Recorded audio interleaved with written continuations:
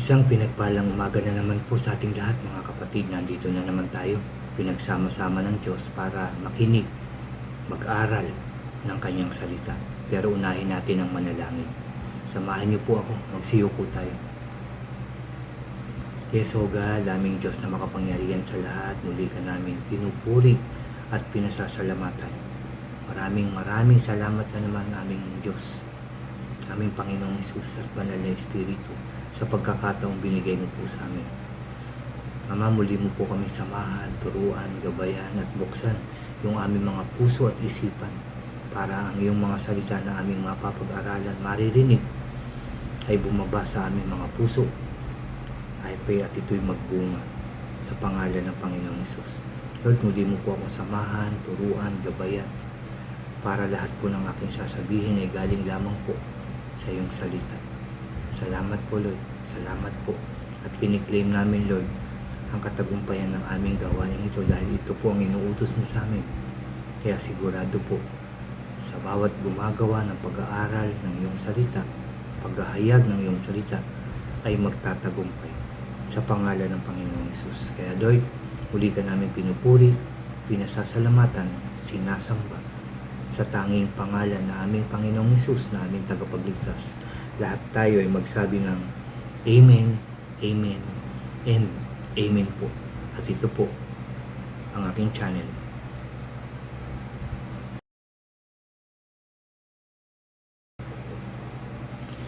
Ayan, ulitin ko lang mga kapatid, isang pinagpalang umaga po sa ating lahat mga kapatid. I pray na nakahanda na tayo, nakapokus sa ating pag-aaral ng salita ng ating Diyos. Pero bago po ako mag-umpisa, anyayaan ko lang po yung mga bago dyan sa aking channel na huwag niyo pong kalimutan na mag-subscribe. Paki-like and share niyo po yung aking mga videos at paki-click din po ang notification bell para lagi po kayong updated sa mga bago at iba ko pang i-upload. Salamat mga kapatid, salamat. Mga kapatid, dito pa rin tayo sa awit o Psalms 107. Pero ang isi-share ko po ay dito na po sa verse 10 hanggang verse 16. Ulitin ko lang po. Awit 107 verse 10 hanggang verse 16 po yung aking isi-share ngayong umagang ito. I pray na hawak nyo rin ang inyong Biblia, hawak nyo rin ang inyong notebook at ballpen para makapag-notes po tayo. Ano po? At pagkatapos ng ating pag-aaral, balikan nyo po ito. Napakaganda na naman ang sasabihin ng ating Diyos ngayong umagang ito. Mag-umpisa na po tayo. Sabi po dito sa verse 10, sa dakong madilim may mga nakaupo na puspos ng lungkot, bilanggo sa dusa. At sa kahirapan sila'y nakagapos. Ang dahilan nito, sila'y naghimagsik lumaban sa Diyos. Ang mga pagpapayo ng kataas-taasan ay hindi nila sinunod. Verse 12, nahirapan sila pagkat sa gawain sila'y hinagupit na nagtamong hirap, sa nagtamong hirap nang sila'y bumagsak at walang lumapit. Sabi sa verse 12, ulitin ko po, nahirapan sila pagkat sa gawain sila'y hinagupit, sa natamong hirap nang sila'y bumagsak ay walang lumapit.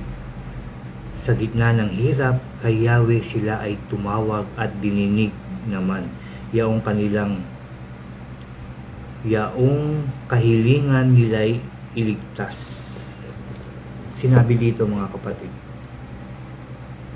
may mga taong nalulungkot, naghihirap at nakagapo, sabi pa rito, sa kahirapan. At sinabi rin dito, ang dahilan nito'y sila'y naghimagsik lumaban sa Diyos.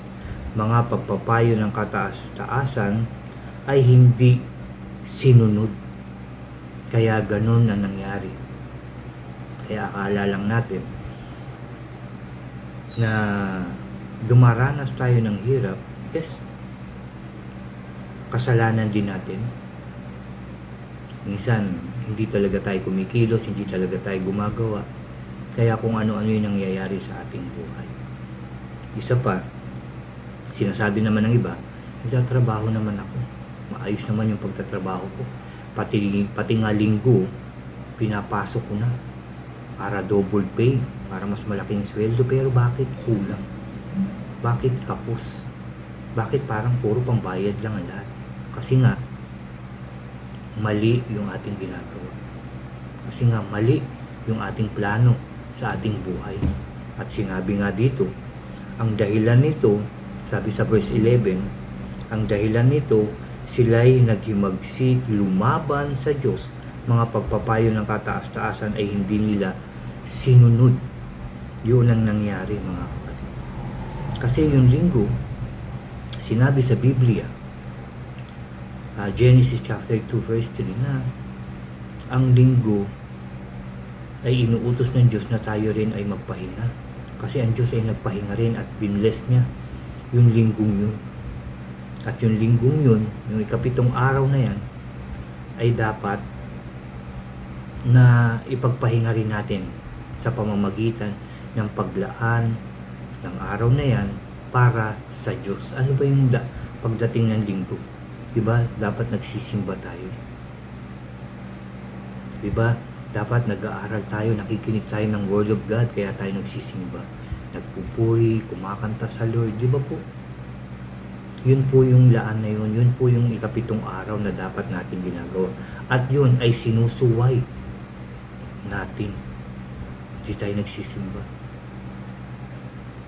Sabi ko nga kanina, may mga taong talagang pati linggo pinapasok nila. Nung pumapasok sila sa trabaho dahil double pay, malaking kita. Pero pag uwi, pagod na pagod. Pagdating ng sweldo, kulang pa rin. Dahil nga hindi natin sinusunod ang utos ng Diyos. Sinabi nga, naghimagsik at lumaban. Kasi nilalabanan natin yung utos ni Lord na magsimba, magbasa ng Bible, no? Mag-share ng Word of God. Minsan hindi natin yan ginagawa o madalas o talagang may mga taong hindi ginagawa yan. Kaya ang buhay bagsak. O sabihin na natin, maayos naman ang trabaho, maganda naman ang bahay, may sasakyan, pero bakit parang magulo sa loob ng tahanan? Bakit parang puro away, puro tampuhan, minsan yung yabangan pa, sumbatan ang nangyayari? Kasi nga, naghimagsik at lumaban tayo sa Diyos. Kaya yun ang nangyayari sa ating buhay. Yun ang nangyayari. Baga parang bagsak pa rin ang buhay kahit anong gawin. Di ba po? Kaya anong inuutos sa atin? Nabanggit ko kanina. Dito po sa verse 12, nahirapan sila pagkat sa gawain sila'y hinagupit na natamong hirap. Nang sila'y, sabi rito, nang sila'y bumagsak ay walang lumapit. Kahit anong gawin, humingi ng tulong, parang walang tumutulong, walang lumalapit, walang nagtatayo sa atin dahil sa naranasan natin. Dahil din yan sa paghimagsik at paglaban sa Diyos. Mga payo ng kataas-taasan, hindi pa rin sinunod. Kaya anong tinuturo sa atin? Lalapit tayo sa Diyos. Una na yung hihingi tayo ng tawad sa ating mga kasalanan, magsisimba, magbabasa ng Bible, mananalangin ng taimtim. Yan ang pinakamagandang gawin natin. At pag nakita ng Diyos yung ating pag-iyak, yung ating pagluhod, yung ating panalangin, yung ating paghingi ng tawad ay galing mismo sa ating puso, maririnig niya yan at sigurado tutugunin niya yan. Kaya sabi ulit, mga kapatid, sa verse 13, sa gitna ng hirap, kay Yahweh sila'y ay tumawag. Ulitin ko, sa gitna ng hirap, kay Yahweh sila ay tumawag at dininig naman yaong kahilingan na sila'y iligtas. Kasi pag nakita talaga ni Lord yung puso natin na talaga tayo ay nagpapakumbaba, humihingi ng tulong, ng awa, ng kaligtasan, ipagkakaloob yan ng ating Diyos. Kasi makikita naman niya yung puso natin. Makikita niya na talagang tayo ay nagsisi na sa ating mga kasalanan, kaya sigurado didinggin ng Diyos yung ating panalangin. Verse 14, sa dakong madilim, sila ay hinango sa gitna ng lungkot, at ang tanikala sa kamay at paa ay kanyang nilagot. Kaya dapat namang, sabi dito mga kapatid sa 15, kaya dapat namang kay Yahweh ay magpasalamat dahil sa pag-ibig at kahanga-hanga niyang pagliligtas. Verse 16, winawasak niya maging mga pinto na yari sa tanso. Ang rehas na bakal ay mababaluktot kung kanyang mahipo. Amen and amen. Ibig sabihin, walang imposible sa Diyos. Kahit kano katindi yung pinagdadaanan natin. Kasing tigas man ng bakal yung pinalalagyan natin ng lungkot at kahirapan, isang hipo lang ng Diyos. Yung pagkakatanikala, yung pagkakaposa sa kahirapan, malalagot yan, mapuputol yan, maihinto yan. Magtiwala lang tayo sa Diyos. Sabi ko nga mga kapatid, lumapit. Sabi nga dito, nung sila'y lumapit, dininig at tinugon sila ng Diyos. Kaya kung lalapit din tayo from the heart, nagpapakumbaba, nagsisisi, nakataas ang kamay, sinusuko ang ating mga buhay sa Kanya, maririnig niya yan, makikita niya yan, at tutulungan niya tayo. Ililigtas tayo sa kahirapan, sa kalungkutan, sa anumang kalalagayan natin, kahit gaano katindi yan. Ililigtas, tutulungan, gagabayan, poproteksyonan, pagpapalain tayo ng Diyos. Patatawarin ang ating mga kasalanan. Sa puso nakatingin ng Diyos. Hindi sa kung anong kalalagayan mo, hindi sa kung anong kinatatayuan mo, kung ikaw man ay mataas ang pinag-aralan o mababa ang pinag-aralan, mayaman ka man, kilala ka man sa lipunan, hindi dyan nakatingin ng Diyos. Puso mga kapatid. Puso ang tinitingnan ng Diyos.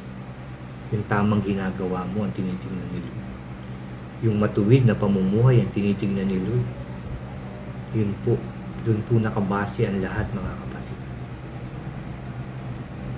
Kaya ulitin ko lang, sa verse 10 hanggang 16, nakapokus to sa pinagdadaanan ng mga tao. Nalungkot, hirap, kasama na dyan yung sakit at karamdaman, kung ano yung kinalalagyan natin na parang sa sarili natin, parang wala ng pag-asa. Parang wala ng pag-asa. Parang ito na yata talaga ang buhay ko. Yan ang mga naririnig ko, yan ang mga sinasabi ng ibang tao. Ito na yung kinalalagyan ko ngayon, ito na ako. Dito na ako. Kasi mahirap naman kami noon. Kaya mahirap ako ngayon. Hindi po totoo yan. Hindi po totoo. Kaya nga nakapokus pa rin ito sa dalawa mga kapatid, 10 to 11, yung kalalagayan, yung kahirapan, kalungkutan ng mga tao. At dito sa 13 hanggang 16, yung pagsagot naman ng Diyos sa ating panalangin, yung pagsisisi naman natin, yung paglapit naman natin sa Kanya, at yung pagtugon niya sa ating mga dasal, sa ating mga panalangin, yung paglapit natin sa Kanya na nanggagaling sa puso. Dito naman sinasabi, yung pagtugon niya, pagsagot sa ating mga dasal, ibibigay niya, iaahon niya tayo sa kahirapan, sa kalungkutan, ililigtas niya tayo doon sa pagkakaposas, sa kahirapan ng buhay, doon sa pangit na kinalalagyan natin, aahunin tayo ng Diyos. Yan po naman ang sinasabi niya sa bawat isa. Magtiwala at umasa tayo sa Diyos lang, mga kapatid. Kung yan ang gagawin natin, magiging maayos, masaya, payapa at sagana ang ating buhay. Kung patuloy tayong susunod sa Diyos. Hindi yung maginhawa ngayon, dininig ng Diyos, biglang nakalimot ka na naman, biglang naging busy ka na naman, na baka bumalik na naman yung dati. Tapos lalapit ka na naman kay Lord, didinggin ka na naman ni Lord. Pag okay na naman ang buhay, wala ka na naman, magiging paulit-ulit na lang ang buhay na hindi maganda. Bakit hindi natin gawin yung magpatuloy na lang na sumunod sa Diyos? No? Galing sa kalungkutan, sa kahirapan, inahon ni Lord. Doon na tayo mag-stay sa maayos na ginawa ng Diyos sa ating buhay. At magpatuloy na manalangin, magpasalamat, magpuri, magsimba, magbasa ng salita ng Diyos. Yun na ang isama natin sa buhay natin para hindi na tayo mawala doon sa maganda at maayos na buhay na kasama ang ating Diyos. Yun na dapat ang ginagawa natin. Yun na dapat ang nakapokus sa ating puso at isipan, mga kapatid, ang sumunod na lang sa Diyos hanggang tayo ay nabubuhay para maging maayos yung ating pamumuhay kasama ng ating pamilya habang tayo ay nabubuhay. Dahil alam ng Diyos ang lahat ng nangyayari sa ating buhay. Alam ng Diyos ang iniisip natin, ang nilalaman ng puso natin. Alam ni Lord yan. Kaya kung puro katuwiran ang gusto natin gawin at mangyari sa ating buhay, di puro kaayusan ang mangyayari sa ating buhay. Di ba po, may dadaanan man. Siyempre, natural yan. Lahat ng tao may pagdadaanan. Pero, thank you pa rin, Lord. Alam kong pinapalakas mo lang ulit ako. Sinusubukan mo lang ako para yung pananampalataya ko, yung faith ko, maging mas matatag. Kaya mayroong pagsubok. Kung nakita ni Lord, okay, tuloy ang buhay na maayos. Di ba? Kasi hindi ka nawawala sa Kanya eh. Kasi even maayos na yung buhay mo, yung kalalagayan mo, masaya ka na, di ba? Hindi ka pa rin nawawala. May pinagdaanan man ng konti, biglang, di Lord, tuloy-tuloy ako. Mananalangin, magsisimba ako. Magpupuri pa rin ako kasi magbabasa pa rin ako ng Word of God. Mag-share pa rin ako, tutulong pa rin ako, Lord. Kahit may pinagdadaanan ako ngayon, makikita ni Lord. Okay na, tapos na ang pagdadaanan mo. Maayos ulit ang buhay. Ganun po yun. Kasi kung walang nararanasan sa buhay, baka hindi na kumikilos ang Diyos sa ating mga buhay. Kaya kung may nararanasan, pinapatatag tayo. May pinapaalala ang Diyos.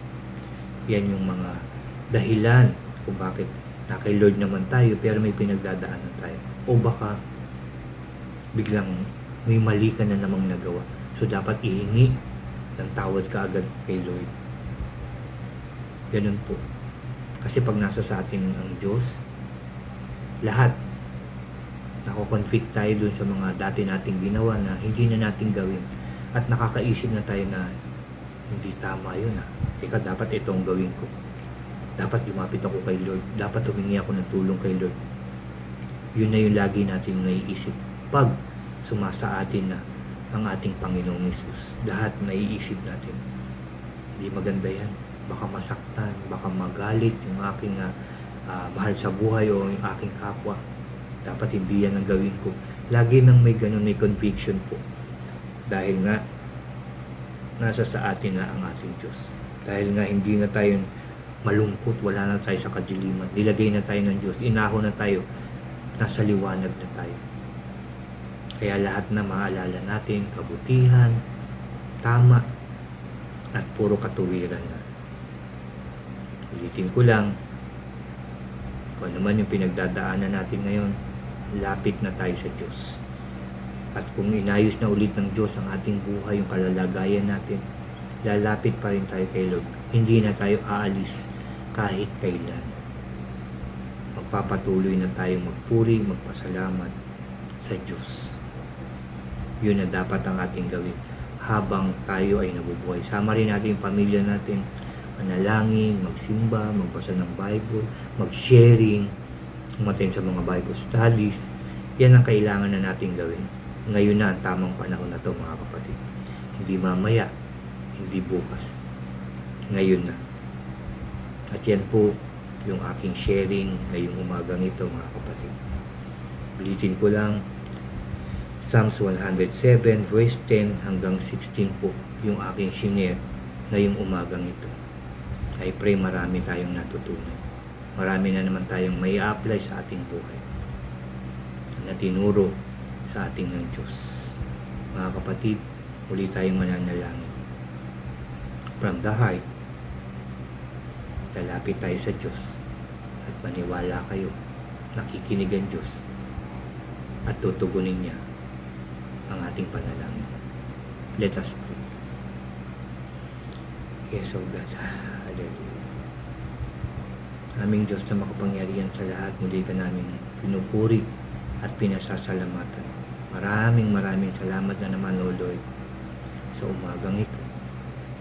Dahil kinausap mo na naman kami at tinuruan. I pray, Lord, magawa namin ito, masunod namin ito, na nanggagaling sa puso. Hindi yung pakitang tao lang, hindi yung napipilitan, Lord God. Dahil ito ay para sa amin, para sa kaligtasan namin, para sa kaayusan ng aming buhay at pamilya, O Lord. Ang lahat ng tinuturo mo ay tama, O God. I pray, Lord, samahan mo kami, turuan mo kami, laging paalalahanan, Lord God, gabayan mo po kami para hindi na kami umalis, Lord God, sa iyong presensya. Na lagi kaming nariyan, Lord God. Lagi naming isasama ang iyong salita sa aming pamumuhay saan man kami nandun, Lord, para hindi na kami maligaw ng landas sa pangalan ng Panginoong Hesus. Turuan mo ang bawat isa, bigyan mo po kami ng karunungan, Lord, para malaman namin ang tama at mali at araw-araw na mamuhay ng may katuwiran sa pangalan ng Panginoong Hesus. Salamat po, Lord. Salamat. Lord, pinapanalangin ko ang bawat taong nakinig ng iyong salita ngayong umagang ito. Ang mga taong nakapanood nito, Lord God. I pray, pagpalain mo sila, palakasin, ayusin ang buhay at pamilya, Lord God. Pagkalooban lahat ng pangangailangan nila, Lord God. Bigyan ng kalakasan at kagalingan kung anuman ang kanilang mga nararamdaman physically, Lord God.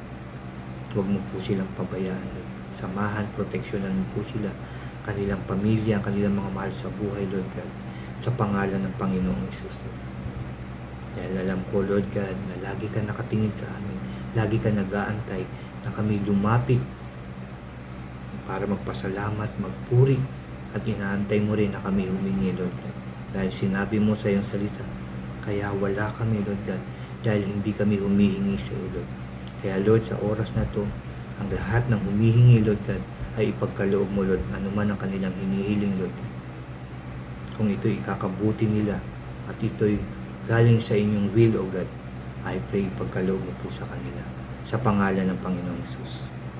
Salamat po, Lord, for all the blessings, guidance, and protection na ipagkakaloob mo sa lahat ng nakinig ng aral na to, ng panalangin ito, Lord God. Salamat po, Lord. Salamat po. Salamat at nagtagumpay na naman ang aming gawain ito.